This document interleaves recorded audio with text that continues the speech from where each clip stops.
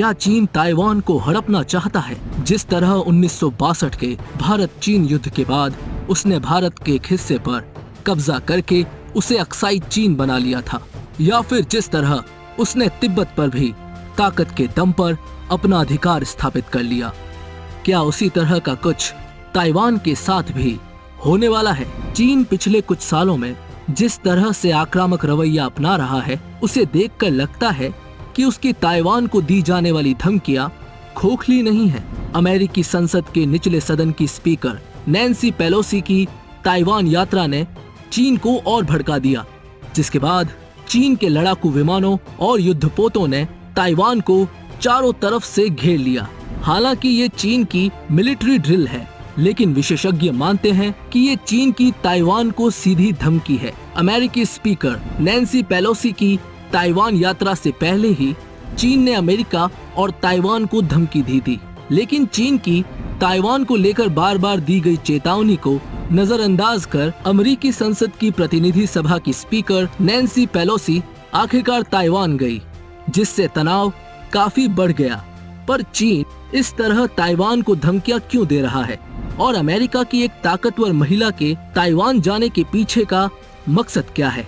क्या चीन के ताइवान पर हमले का जवाब अमेरिका देगा, या फिर जिस तरह उसने यूक्रेन को युद्ध में झोंक दिया, उसी तरह ताइवान को भी युद्ध में झोंक देगा? इन सब सवालों का जवाब जानने से पहले हमें चीन और ताइवान के बीच तनाव की असल वजह को जानना होगा, जिसके लिए इतिहास के पन्नों को पलटना जरूरी है। दोस्तों, सबसे पहले तो हमें ये समझना होगा कि चीन ताइवान को एक स्वतंत्र देश ना समझकर अपने ही देश का हिस्सा मानता है, और अगर आप दोनों देशों के आधिकारिक नामों को सुनेंगे तो आप बता ही नहीं पाएंगे कि चीन कौन सा है और ताइवान कौन सा है। चीन का आधिकारिक नाम पीपल्स रिपब्लिक ऑफ चाइना है, तो ताइवान का आधिकारिक नाम रिपब्लिक ऑफ चाइना है, यानी दोनों नामों के साथ चाइना जुड़ा हुआ है। चीन और ताइवान के नामों के साथ चाइना क्यों लगा है, इसके लिए हमें चीन में हुई उस उथल पुथल को समझना होगा, जिसके बाद चीन में कम्युनिस्ट पार्टी की सरकार की स्थापना हो गई थी। 1895 में जब चीन और जापान के बीच पहला युद्ध हुआ तो उसमें चीन की हार हुई, जिसके बाद ताइवान का क्षेत्र चीन को जापान को देना पड़ा। तब से लेकर वर्ल्ड वॉर 2 तक ताइवान जापान के कब्जे में रहा। वर्ल्ड वॉर 2 में जापान की हार हुई थी। इस लड़ाई में चीन, अमेरिका और ब्रिटेन के साथ मिलकर लड़ा था, जिस कारण जापान को ताइवान को चीन को सौंपना पड़ा।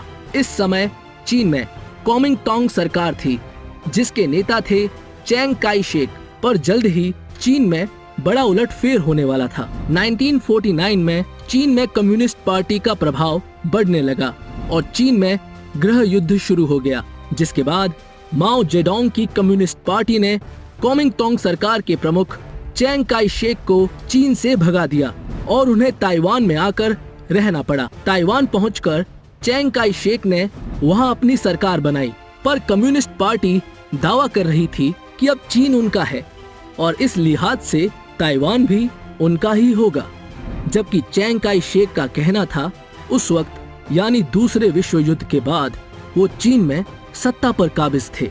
जापान ने ताइवान को उन्हें सौंपा था और इसलिए ताइवान उनका है। 1959 में ताइवान में भी नई सरकार का गठन हो गया, जिसके बाद ताइवान का आधिकारिक नाम रिपब्लिक ऑफ चाइना रख दिया गया। आपको जानकर हैरानी होगी कि इससे पहले आज के चीन का भी यही नाम था, पर जब ताइवान ने अपना ये नाम रख लिया तो चीन को अपना नाम बदलकर पीपल्स रिपब्लिक ऑफ चाइना रखना पड़ा। क्या ताइवान एक देश है? हम सब जानते हैं कि दुनिया की राजनीति में अमेरिका किस कदर हावी रहा है। ताइवान के केस में अमेरिका कई बार अपना पासा पलट चुका है। नैन्सी पेलोसी की यात्रा से लगा कि इस बार भी अमेरिका अपना पासा पलट सकता है, पर शायद अब बहुत देर हो चुकी है, क्योंकि वैसे तो नैन्सी पेलोसी ताइवान आकर कहती है कि वो ताइवान के साथ है, लेकिन जब व्हाइट हाउस के प्रवक्ता से पूछा जाता है तो वो कहते हैं कि वो ताइवान को देश नहीं मानते और वन चाइना पॉलिसी को ही मानते हैं। पर आपको जानकर हैरानी होगी कि 1971 तक ताइवान संयुक्त राष्ट्र सुरक्षा परिषद का हिस्सा था, न कि आज का चीन। शीत युद्ध के दौरान अमेरिका ताइवान को ही सपोर्ट करता था, लेकिन 1971 के बाद अमेरिका ने पाला बदल लिया, क्योंकि अमेरिका के बड़े बिजनेस को एक बड़े बाजार की तलाश थी। उस वक्त अमेरिका के राष्ट्रपति रिचर्ड निक्सन ने चीन को मान्यता दी और ताइवान को हटाकर चीन को संयुक्त राष्ट्र सुरक्षा परिषद का हिस्सा बना दिया। लोकतंत्र या तानाशाही। आज एक ऐसा दौर चल रहा है जब पूरी दुनिया में लोकतंत्र जैसे खत्म होता जा रहा है। अफगानिस्तान से लेकर म्यांमार तक और चीन, रूस जैसे देशों में जिस तरह से लोकतंत्र को कुचला गया है, लगता है कि हम तीसरे विश्व युद्ध के मुहाने पर खड़े हैं। जब लोगों की आवाज नहीं सुनी जाती तो सत्ता पर काबिज लोग अपनी सत्ता के गुरूर में ऐसे फैसले ले लेते हैं जिनसे पूरी मानव जाति ही खतरे में आ जाती है। अमेरिका में लोकतंत्र बहुत मजबूत है, लेकिन जब वो पूरी दुनिया में लोकतंत्र स्थापित करने की बात करता है तो वो एक झूठ ही लगता है। अफगानिस्तान में अमेरिका जिस तरह तालिबान के हाथों में सत्ता सौंप कर चला गया, उससे साफ संदेश मिलता है कि वो कहीं भी ना तो लोकतंत्र की रक्षा कर सकता है और ना ही उसे स्थापित कर सकता है, बल्कि वो ऐसे देशों को और ज्यादा बर्बाद कर रहा है। ताइवान में भी चीन के खिलाफ जाकर वो ताइवान के लोकतंत्र को बचाने की बात करता है, पर यूक्रेन और अफगानिस्तान में उसके रवैये को देखकर लगता है कि उसे सिर्फ अपने हितों की रक्षा करनी है और दुनिया के देशों को उसे रक्षक समझने की भूल नहीं करनी चाहिए। क्या चीन का मुकाबला कर पाएगा ताइवान? ताइवान के युवा अब बंदूक चलाना सीख रहे हैं। यूक्रेन पर आक्रमण के बाद इस तरह के कोर्सेज के लिए दाखिले 50% तक बढ़ गए हैं। यहाँ युवा और महिलाएं भी इस तरह के कोर्स में दाखिला ले रही हैं। युवा और महिलाएं युद्ध की स्थिति में घायलों को सुरक्षित स्थानों पर ले जाने की ट्रेनिंग भी ले रहे हैं। वह पहले मौज के लिए ऐसा करते थे, लेकिन अब इसे गंभीरता से ले रहे हैं। लोग कहते हैं कि समय कैसा भी हो, यह देश उनका है और वो इसे बचाना चाहते हैं।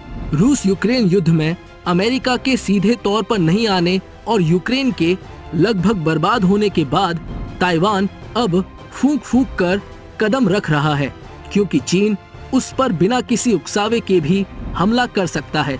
ऐसे में अगर वो अमेरिका की तरफ से सैन्य सहयोग मिलने की बात कहकर चीन को थोड़े समय के लिए भी डराकर रख पाए तो ये उनके लिए बड़ी सफलता होगी, क्योंकि ताइवान अकेले चीन का मुकाबला नहीं कर सकता।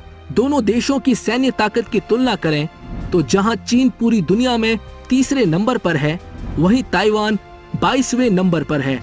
इसी साल मई में अमेरिकी राष्ट्रपति बाइडेन ने कहा कि जरूरत पड़ी तो अमेरिका ताइवान की सेना का बचाव करेगा, पर क्या वो यूक्रेन की तरह से ही ताइवान की रक्षा करेगा? ये देखने वाली बात होगी।